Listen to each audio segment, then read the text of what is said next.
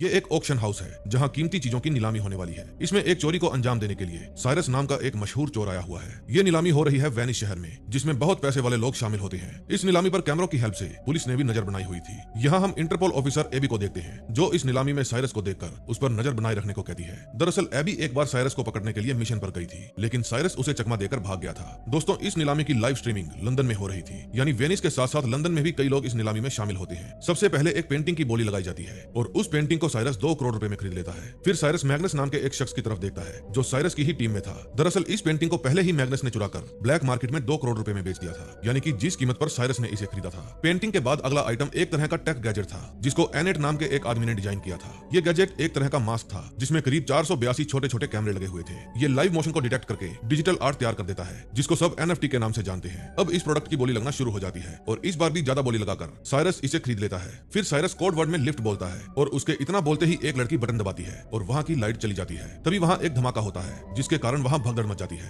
दोस्तों, इस मूवी में साइरस लिफ्ट शब्द का इस्तेमाल चोरी शुरू करने के सिग्नल के तौर पर करता है, यानी कि उसके लिफ्ट बोलते ही चोरी का कार्यक्रम शुरू कर दिया जाता है। इस चीज का फायदा उठाकर साइरस एनेट को कहता है कि आप मेरे साथ मेरे प्राइवेट यार्ड पर चलो, वहां मैं आपको इसकी पेमेंट दे दूंगा। एनेट उसकी बात मानकर साइरस के साथ चला जाता है। ये देखकर एबी समझ जाती है कि साइरस का कुछ तो प्लान है। अब एबी के कहने पर सभी साइरस के पीछे लग जाते हैं। फिर स्पीड बोट में बैठकर साइरस और उसके साथी पुलिस को चकमा देकर निकल जाते हैं। और ऐसा हो पाया साइरस की दोस्त मिसुन के कारण, जिसने पानी के बीच बैरियर को खड़ा करके पुलिस को रोक दिया था। और इस तरह से साइरस और उसकी टीम एनेट को लेकर अपनी यार्ड तक पहुंच जाती है। फिर हमें साइरस की टीम दिखाई जाती है, जिसमें शामिल थे खुद मास्टरमाइंड साइरस और उनके साथी थे हैकर मिसुन, पायलट कैमिला, दुनिया की कोई भी तिजोरी तोड़ने में माहिर मैग्नस, इंजीनियर लुक और डेंटन। वो मैसुन ही थी जिसकी वजह से नीलामी में भगदड़ मची थी। फिर साइरस एनेट के अकाउंट में 2 करोड़ रुपए ट्रांसफर कर देता है और उसके बाद ये लोग खूब पार्टी करते हैं। एबी इन लोगों को तो नहीं पकड़ पाई थी, लेकिन उसने डेंटन को पकड़ लिया था। फिर वो डेंटन से साइरस के बारे में पूछती है। डेंटन उसे कुछ नहीं बताता। फिर एबी उसे कहती है कि जो पेंटिंग साइरस ने चोरी की थी, उसका इल्जाम भी मैं तुम पर डालकर तुम्हें पूरी जिंदगी के लिए अंदर करा दूंगी। उसकी ये धमकी काम कर जाती है। फिर डेंटन कहता है कि अगर साइरस को पकड़ना चाहती हो तो हमें लंदन जाना होगा।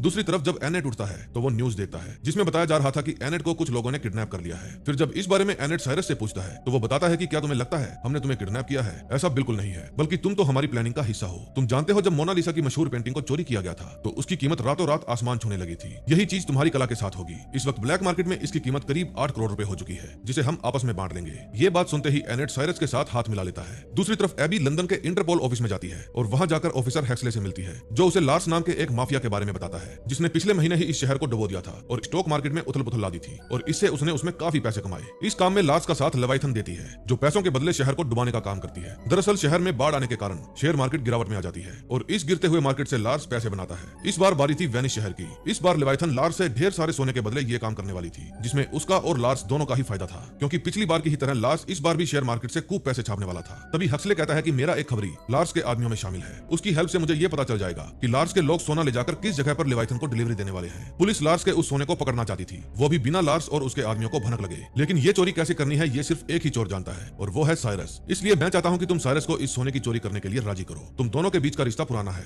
वो तुम्हारी बात जरूर मानेगा। साइरस का नाम सुनते ही एबी साफ साफ इनकार कर देती है और कहती है कि साइरस इतना बेवकूफ नहीं है। वो लार्स जैसे माफिया का सोना चुराकर उससे दुश्मनी नहीं लेगा। लार्स कितना खतरनाक है ये सब जानते हैं। फिर हक्सले एबी को कहता है कि अगर हमने लार्स को नहीं पकड़ा तो वो अपने फायदे के लिए बाढ़ लाकर कई लोगों की जान ले लेगा। ये सुनकर एबी ये काम करने के लिए तैयार हो जाती है। फिर वो डेंटन की हेल्प से साइरस से मिलती है। दरअसल ये दोनों एक दूसरे को पहले से जानते थे। एक बार जब साइरस किसी चोरी के मिशन पर था तब एबी उसे रंगे हाथों पकड़ना चाहती थी, इसलिए वो साइरस से अपनी नकली पहचान बताकर मिली और उनका रिलेशन करीब 7 दिनों तक चला। लेकिन साइरस एबी को चकमा देकर चोरी करके निकल गया था। तब से ही एबी का सपना साइरस को पकड़ने का है। फिलहाल एबी साइरस को अपना यहाँ आने का असली मकसद बताती है और साइरस उसका काम करने के लिए तैयार हो जाता है। लेकिन उसे लार्स का भी डर था, क्योंकि वो बहुत खतरनाक आदमी था। उसे डर था कि अगर इंटरपोल ने अपने कदम वापस ले लिए तो वो और उसके दोस्त फंस जाएंगे। फिर साइरस अपनी एक शर्त बताता है कि एबी भी इस चोरी में उसकी टीम का हिस्सा बनेगी, लेकिन एबी इनकार कर देती है। फिर साइरस उसे सोचने के लिए 24 घंटे का वक्त देता है। फिर काफी सोचने के बाद वो साइरस की टीम में शामिल होने के लिए मान जाती है। अब शुरू होता है उनका असली प्लान। एबी बताती है कि सोने को पहले एक ट्रक में लोड किया जाएगा और उसके बाद उसे एक प्लेन के अंदर लोड किया जाएगा। प्लेन के जरिए सोना ज्यूरिक पहुंचाया जाएगा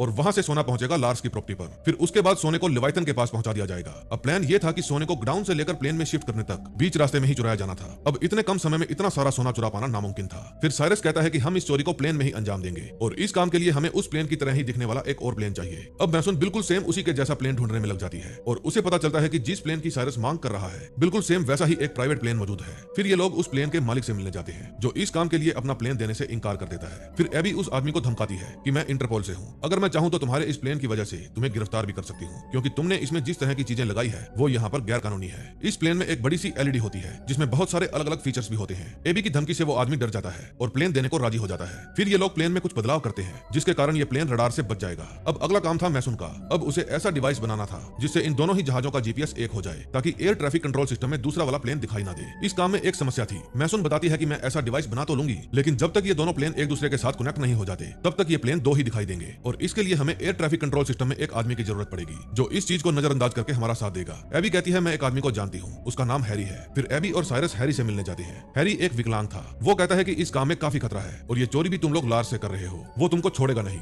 एबी के लाख समझाने पर भी वो राजी नहीं होता। फिर साइरस उसे कहता है कि मैं तुमको $2 लाख दूंगा। अब डॉलर का नाम सुनकर हैरी फटाफट मान जाता है। अब सब काम सेट था, बस इन्हें चोरी की तैयारी करनी थी। लेकिन चोरी से एक दिन पहले साइरस अपने साथियों को कहता है कि अगर कोई भी जाना चाहता है तो जा सकता है, क्योंकि अगर हम पकड़े गए तो लार्स किसी को भी जिंदा नहीं छोड़ेगा। लेकिन उसके साथी कहते हैं कि बिना किसी जोखिम के काम करने में मजा ही नहीं आता, हम कहीं नहीं जाने वाले। यह सुनकर साइरस कहता है ठीक है, फिर अगले 10 दिन के अंदर सब कुछ तैयार कर लो। फिर मैग्नस बताता है कि मेरी एक समस्या है, जमीन पर तो मैं अपनी लेजर लाइट के जरिए कोई भी ताला तोड़ सकता हूँ, लेकिन प्लेन के अंदर यह मुमकिन नहीं होगा, क्योंकि इस काम के दौरान लाइट स्थिर होनी चाहिए। प्लेन हिलता रहेगा तो यह काम मुश्किल हो जाएगा। फिर साइरस कहता है कि मैं तुम्हारे लिए एक स्टेबल प्लेटफॉर्म का इंतजाम करूंगा। अब मैसून भी उस डिवाइस को बनाकर तैयार कर लेती है। वो कहती है कि यह डिवाइस काफी बड़ा है और किसी बम की तरह दिख रहा है, एयरपोर्ट में इसको ले जा पाना मुश्किल होगा। फिर एबी कहती है कि तुम लोग इसके टुकड़े करके सब लोगों में बांट दो, फिर सब लोग इन टुकड़ों को बाथरूम में पहुंचा देंगे और वहां हम इनको जोड़कर डिवाइस तैयार कर लेंगे। ये आइडिया काफी सही था। फिर मैसून ऐसा ही करती है। अब वो दिन आ जाता है जब इनको प्लेन में चढ़ना था। ये लोग प्लेन में बैठ जाते हैं। लार्स के कुछ लोग भी इसी प्लेन में थे, जो कि 3 इकोनॉमी क्लास में और 2 बिजनेस क्लास में थे। अभी तक ल्यूक यहाँ नहीं आया था। जब साइरस कॉल करता है तो वो बताता है कि मुझे सही नहीं लग रहा, इसलिए मैं इस चोरी में शामिल नहीं हो सकता।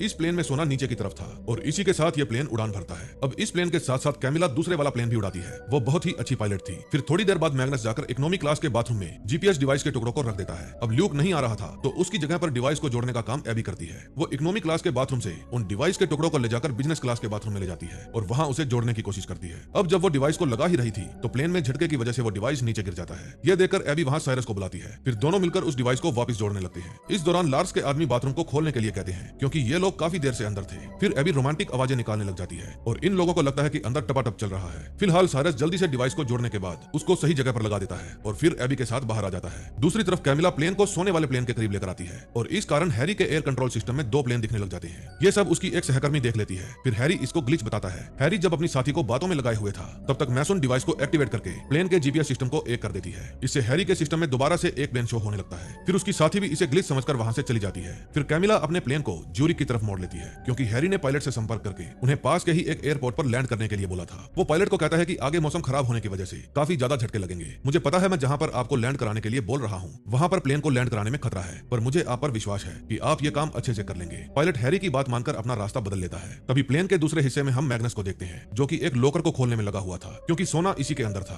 तभी लार्स के आदमियों को शक हो जाता है। अब वे भी बंदूक को कई टुकड़ों में लेकर आए थे। फिर वे जल्दी से गन को असेंबल करते हैं और मैग्नस की तरफ जाने लगते हैं। फिर साइरस और एबी उनको रोकते हैं और उनके बीच काफी फाइट भी होती है। साइरस और एबी उन लोगों को मारने में कामयाब हो जाते हैं, पर बाकी के जो 3 गुंडे थे वे मैग्नस और एबी को गन पॉइंट पर ले लेते हैं। अब सोना चोरी होने से पहले ही ये लोग पकड़े गए थे। तभी पायलट प्लेन को एक बर्फ से ढके हुए एयरपोर्ट पर लैंड करवाता है। वहां प्लेन को इतना नुकसान तो हो ही जाता है कि वो अब उड़ नहीं पाएगा, लेकिन प्लेन में मौजूद सब लोग सुरक्षित थे। अब प्लेन ज्यूरिक की बजाय कहीं और ही उतर गया था और यह देखकर लार्स एकदम से बौखला जाता है। फिर वो ऑर्डर देता है कि जो भी मेरे सोने को चुराना चाहता है मैं उसे मार दूंगा। तभी इसी जगह पर कैमिला भी अपना प्लेन लेकर आ जाती है। उस प्लेन को देखकर लार्स के आदमी अपना सोना दूसरे प्लेन में शिफ्ट करने की सोचते हैं। फिर कैमिला कहती है कि मेरा प्लेन इतने सारे वजन को नहीं संभाल पाएगा, लेकिन लार्स के आदमी कहां मानने वाले थे। वो सारा सोना दूसरे प्लेन में शिफ्ट कर देते हैं और उसके साथ साथ एबी, मैग्नस, मैसून और साइरस को भी उस प्लेन में बिठाते हैं। कैमिला प्लेन को उड़ाते समय जानबूझकर प्लेन को एक तरफ झुका रही थी। वो कहती है कि सोने के वजन से प्लेन का संतुलन बिगड़ रहा है, जबकि ये उसने इसलिए किया था ताकि जो परत उसने प्लेन को रडार से बचाने के लिए चढ़ाई थी वो उतर जाए और उनका प्लेन रडार में दिखने लग जाए। जैसा कैमिला ने सोचा था ठीक वैसा ही होता है। फिर हेक्सले ये जानते हुए भी कि इस प्लेन में एबी मौजूद है, इस प्लेन को मार गिराने का ऑर्डर देता है। वो कहता है कि ये एक आतंकवादी विमान है। फिर वायुसेना कैमिला को प्लेन लैंड कराने के लिए कहती है, नहीं तो वे उस पर हमला कर देंगे। तभी लार्स के आदमी कैमिला को कहते हैं कि तुम उन्हें कोई भी जवाब मत देना, वरना हम तुम्हें मार देंगे। फिर कैमिला विमान की एलईडी पर वायुसेना को एक संदेश दिखाती है जिसमें लिखा था कि इस प्लेन में नागरिक है और प्लेन को हाईजैक किया गया है। यह देखकर एयरफोर्स अपना रास्ता बदल लेती है। दूसरी तरफ लिवाइथन और लार्स सोने के पहुंचने का इंतजार कर रहे थे। फिर प्लेन के अंदर साइरस और एबी अचानक से हमला कर 2 और लोगों को मार गिराते हैं, लेकिन लार्स का आखिरी गुंडा कैमिला को घायल कर देता है और इस कारण वो प्लेन को अच्छे से नहीं उड़ा पाती। फिर एबी और साइरस उस आखिरी गुंडे को भी मार देते हैं और उसके बाद वे प्लेन को संभालते हैं। फिर किसी तरह ये प्लेन को लार्स की प्रॉपर्टी पर लैंड करवाते हैं। वहां पहुंचते ही लार्स के आदमी उनको पकड़ लेते हैं। प्लेन पर जिसने कैमिला को घायल किया था वो गुंडा मरा नहीं जिंदा था। वो लार्स को बताता है कि इनमें से कोई एक इंटरपोल से है। फिर ये सुनकर लेविथन लार्स को कहती है कि इस काम में इंटरपोल शामिल हो गई है, इसलिए मुझे तुमसे कोई सौदा नहीं करना। इतना कहकर वो जाने लगती है, लेकिन लार्स लेविथन को गोली मार देता है। फिर वो पूछता है कि तुम में से कौन है जो इंटरपोल से है। साइरस झूठ बोल देता है कि मैं हूं इंटरपोल ऑफिसर। वो एबी की जान बचाना चाहता था। अब लार्स उसे गोली मारने ही वाला था, तभी वहां पुलिस और हक्सले आ जाता है। उनको देखकर लार्स झूठ बोल देता है कि ये लोग मेरी प्रॉपर्टी पर इस सोने की डील कर रहे थे, मेरा इन सबसे कोई लेना देना नहीं है। इनको जल्दी से यहाँ से ले जाओ और मेरी प्रॉपर्टी खाली करो। साइरस ने पहले ही इस प्लेन को एनेट के डिवाइस की सिक्योरिटी से लैस कर दिया था। इस प्लेन में उसने कई सारे छोटे छोटे कैमरे लगाए थे। फिर वो प्लेन की एलईडी स्क्रीन पर पुलिस को कुछ देर पहले का वीडियो दिखाता है, जिसमें साफ साफ दिख रहा था कि लार्स लेविथन को गोली मार रहा है। यह देखकर पुलिस लार्स को गिरफ्तार कर लेती है। फिर जब एबी को पता चलता है कि ये जानते हुए भी कि मैं इस प्लेन में हूँ, हक्सले ने ही एयरफोर्स को प्लेन उड़ाने का ऑर्डर दिया था, तो वो उसे एक जोर का थप्पड़ देती है और खुद इंटरपोल को छोड़ने का फैसला लेती है। फिर वो साइरस के पास जाकर उसकी टीम में शामिल हो जाती है। फिर जब ये लोग एक दूसरे से मिलते हैं तो वहां पर कहानी के एक और ट्विस्ट का खुलासा होता है। और ट्विस्ट ये था कि साइरस ने ही ल्यूक को प्लेन में आने से मना किया था, क्योंकि उसे नीचे से ही सब कुछ मॉनिटर करना था। अब उन्होंने प्लेन के अंदर नकली सोना भी रख दिया था। फिर मैग्नस ने उस नकली सोने को असली सोने की जगह रख दिया। अब बात करें असली सोने की, तो वो मैग्नस ने नीचे गिरा दिया था और इसी को ट्रैक करने का काम ल्यूक का था, जो कि पानी के अंदर था। साइरस एक बटन दबाकर उसमें से सोने को बाहर निकालता है। उधर हैक्सले नकली सोना देखकर एकदम से बौखला जाता है, लेकिन वो बेचारा कुछ कर नहीं पाता। फिर एबी भी साइरस के दिमाग की दाद देती है और इसी के साथ इस मूवी का एंड हो जाता है। दोस्तों, अगर आपको ये मूवी अच्छी लगी हो तो प्लीज वीडियो को लाइक करके चैनल